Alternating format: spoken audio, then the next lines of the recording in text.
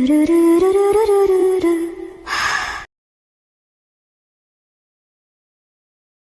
The heavenly sword domain के episode 26 में हमने देखा था ताइफिंग जोंग के एम्परर और सारे लोग ज़ैंगफेंग के फ्लोटिंग आइलैंड में जाने के लिए रेडी हो जाते हैं और वो लोग फ्लोटिंग सिटी में एंटर कर जाते हैं। वही हम देखते हैं डेमन पिग 9 डिवाइन कॉल्ड्रोन को धोने के लिए उसे उठाने की कोशिश कर रहा था और तभी वहाँ एम्परर पहुँच जाते हैं और ज़ैंगफेंग को ग्रीट करते हुए सोचते हैं इस फ्लोटिंग सिटी के मास्टर तो कितने यंग है। फिर हम ज़ाओ फैमिली के मास्टर को देखते हैं जो बोल रहा होता है कि ज़ैंगफेंग ने मेरे ज़ाओ फैमिली के फ्लोटिंग आइलैंड को चुरा कर रिनोवेट कर दिया और वहीं दूसरे लोग उसके बातों को सुन रहे होते हैं। अब एपिसोड 27।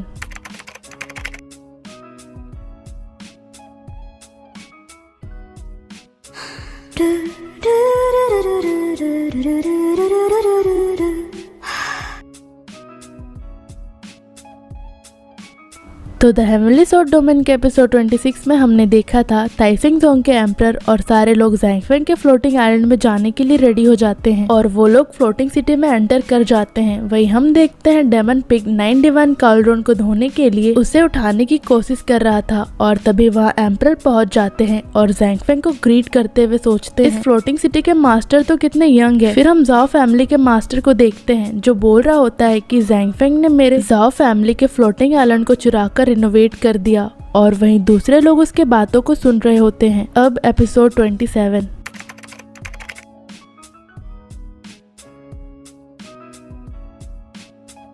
हम देखते हैं ताइफिंग जोंग के एम्परर ज़ैंगफेंग से बोलते हैं क्या आपने एंशिएंट गॉड किंग के डिवाइन कॉल्ड्रोन में मीट स्ट्यू किया था। और ज़ैंगफेंग खांसते हुए बोलता है कि मुझे उस वक्त नहीं पता था कि 9 हेवन डिवाइन कॉल्ड्रोन है। फिर एम्परर बोलते हैं साथ में आपने इसमें इतना सारा स्पाइसेस भी डाल दिया, क्या आप अभी भी इस डिवाइन कॉल्ड्रोन को मीट को स्ट्यू करने के लिए यूज करते हैं। ये सुनकर ज़ैंगफेंग की हवा टाइट हो जाती है और एम्परर बोलते हैं मैं तो बस आपसे पूछ रहा हूँ, ये आर्टिफैक्ट बहुत ज्यादा पावरफुल है इसलिए मैं जानना चाहता हूँ कि ये एरे के कोर के अलावा और क्या कर सकता है। ज़ैंगफेंग बताता है इसमें मीट को स्ट्यू करने से उसका टेस्ट और बढ़ गया था, लेकिन ओल्ड मैन सॉन्ग और मास्टर बता रहे थे कि ये पोर्ट उसके लिए अच्छा नहीं है। साथ ही इस पे मीट को स्ट्यू करने से वो आपके स्पिरिचुअल पावर को रिफाइन कर सकता है। फिर एम्परर बोलते हैं अब मैं श्योर हो चुका हूँ कि ये एंशिएंट गॉड किंग का ही आर्टिफैक्ट है और वो उस 9 डिवाइन कॉल्ड्रोन को देखकर बहुत ज्यादा खुश हो जाते हैं। वही ज़ैंगफेंग मन ही मन बोलता है कहीं ये बुढ़ा मुझसे ये पॉट लेना तो नहीं चाहता है और फिर ये सबसे छुपकर इसमें मीट स्ट्यू करेगा। फिर एम्परर ज़ैंगफेंग से बोलते हैं मुझे नहीं पता कि आप इस एंशिएंट आर्टिफैक्ट को मैनेजमेंट को सौंपना चाहते हैं कि नहीं। मैंने ताइफिंग जोंग फेरीगेट असेंबली को बस इस 9 हेवन डिवाइन कॉल्ड्रोन को ढूंढने के लिए ही रखा था ताकि हम आसमान में हुए क्रैक को फिर से रिपेयर कर सके। और ज़ैंगफेंग बोलता है हाँ ये मुझे नहीं चाहिए, इसीलिए तो मैंने यूलियान को आपको यहाँ बुलाने के लिए भेजा था। ये सुनकर एम्परर खुश होते हुए बोलते हैं ज़ैंगफेंग आप इस वर्ल्ड के लिए एक रोल मॉडल हो, साथ ही सारे ऑल टाओइस्ट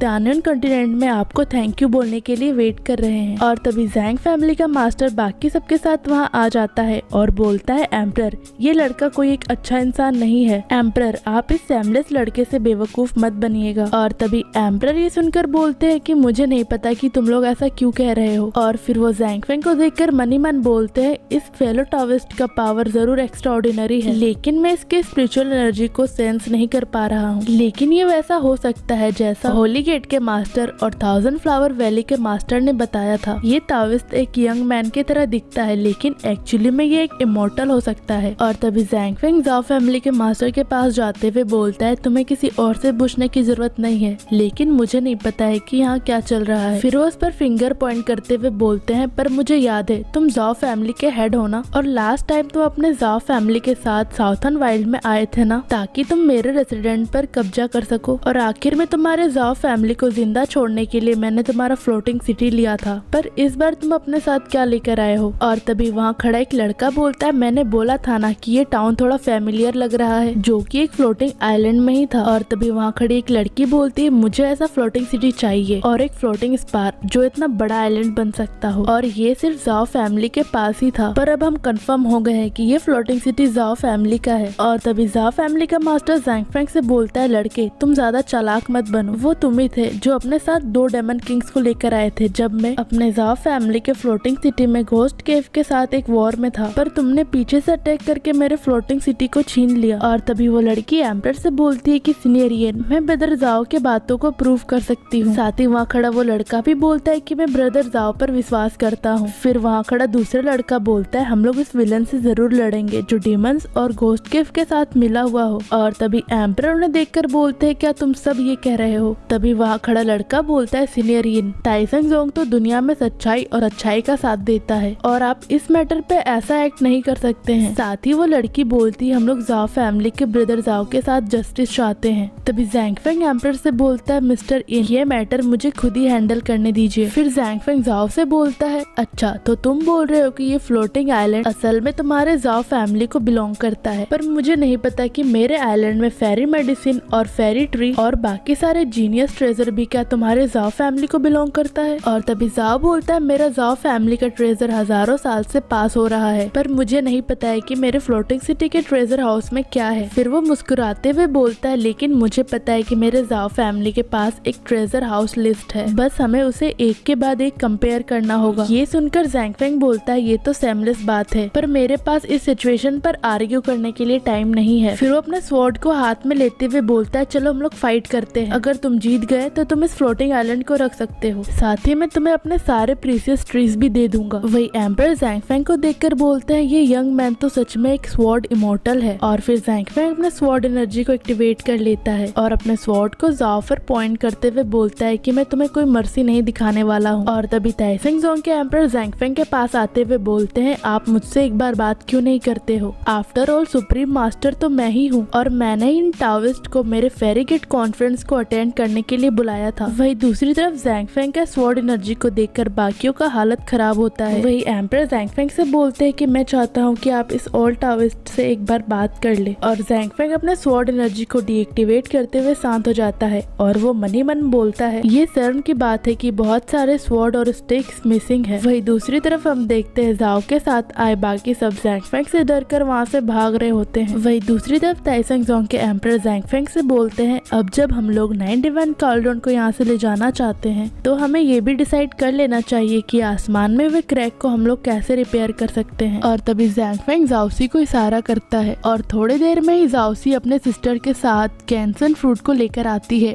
और वो बोलती है ये इस आइलैंड का गिनसेंग फ्रूट है और वो उसे ताइसेंग जोंग के एम्पर को देते हुए बोलती है प्लीज आप इसे एंजॉय करें। और ताइसेंग जोंग के एम्पर उसे थैंक यू बोलते हैं, साथ ही वो ज़ैंगफेंग को भी उसके हॉस्पिटैलिटी के लिए थैंक यू बोलते हैं। फिर वो बोलते हैं अब समय आ गया है, मुझे ताइसेंग जोंग वापस जाना होगा। सन युलियान ने मुझे आपसे मिलाकर अच्छा काम किया, साथ ही मैंने और भी अच्छी चीजों को देखा। फिर वो ज़ैंगफेंग की तरफ देखते हुए मन ही मन बोलते हैं मैंने इस ज़ैंगफेंग को तो अच्छे से देखा, लेकिन क्या ऐसा हो सकता है कि ये एक डिसऑनेस्ट पर्सन है। अब सीन चेंज होता है और हमें घोस्ट केव को दिखाया जाता है जहाँ कुछ डीमंस आपस में बात कर रहे होते हैं और उनमें से एक बोलता है कि तुम बता रहे हो वो ताइसेंग जोंग का बुढ़ा मास्टर इन ने दूसरे टाविस्ट के साथ एक फेरीगेट कॉन्फ्रेंस रखा है, तो तुम अब क्या करने वाले हो। तभी दूसरा बोलता है तुम तो बता रहे थे कि ये वर्ल्ड के प्रोटेक्शन के लिए है। और वो डेमन बोलता है अगर तुम ऐसा कह रहे हो तो मैं इस मैजिक कॉन्फ्रेंस में नहीं आने वाला हूँ। और तभी हम देखते हैं घोस्ट केव के मास्टर वहाँ आ जाते हैं और वो हंसते हुए बोलते हैं मैं वो नहीं हूँ जो इन पाखंडियों के अटैक से डर जाऊंगा, बल्कि मैं इस अपॉर्चुनिटी का फायदा उठाकर और विनाश करूंगा और जो भी उसमें प्रेजेंट होंगे वो वहाँ नहीं रहेंगे। और तभी वहाँ खड़े डीमंस बोलते हैं मैंने सुना है कि ओल्ड स्केलेटन तुम्हारा घोस्ट केव अभी रिसेंटली डिस्ट्रॉय हो गया था। तभी दूसरा हंसते हुए बोलता है ये तो बुरा हुआ। तभी हम देखते हैं मास्क पहना डीमन वहाँ आ जाता है और वो बोलता है हमारा यहाँ एक साथ आना बहुत ज्यादा रेयर है, तो हम लोग इस अपॉर्चुनिटी का फायदा उठाकर कुछ करते क्यों नहीं है, चाहे वो सच्चाई के रास्ते पर चलने वाले कुछ भी करे, हम लोग को पहला स्ट्राइक करना चाहिए। तभी वहाँ खड़ा एक दूसरा डेमन बोलता है मैंने सुना है कि ब्लड फिंड सेक्ट और रिबेलियस फेट सेक्ट, साथ ही तियानमो सेक्ट और हुआंगसी टेम्पल सेक्ट साथ में मिलकर 10,000 फ्लावर वैली पर अटैक कर दिया था, लेकिन उन्हें बहुत भारी नुकसान हो गया। क्या आज उनमें से तुम ही एक डेविल हो जो यहाँ आए हो। और तभी वो मास्क पहना डेमन बोलता है हालांकि मेरे ब्लड फिंड सेक्ट ने बहुत ज्यादा सफर किया, लेकिन मैं उनसे बदला लेना चाहता हूँ। और फिर वो गुस्से से अपने एविल एनर्जी को एक्टिवेट करते हुए आसमान की तरफ फेंक देता है और एक टॉर्नेडो जैसा फॉर्मेशन बनाने लगता है, जिसे देखकर वहाँ खड़ा डेमन बोलता है ये निकम्मा अचानक से इतना स्ट्रॉन्ग कैसे हो गया। तभी दूसरा बोलता है इसने बताया ना, ये बदला लेना चाहता है। फिर वो मास्क पहने हुए से बोलता है कि तुम इसका एडवांटेज कैसा लेना चाहते हो, और वो डेमन बोलता है तुम लोग मैजिक के रास्ते में फेमस फिगर्स हो, तो तुम लोग उस ज़ैंग फेंग से फाइट करने का हिम्मत क्यों नहीं करते हो। तभी वहाँ खड़ा एक डेमन उससे बोलता है कि मास्टर आप क्या करने वाले हो, और फिर वो अपने एविल एनर्जी को दिखाते हुए बोलता है तुम लोग मेरे साथ आ जाओ, मैं तुम लोगों को अपने जैसे स्ट्रॉन्ग बनने का चांस दूंगा।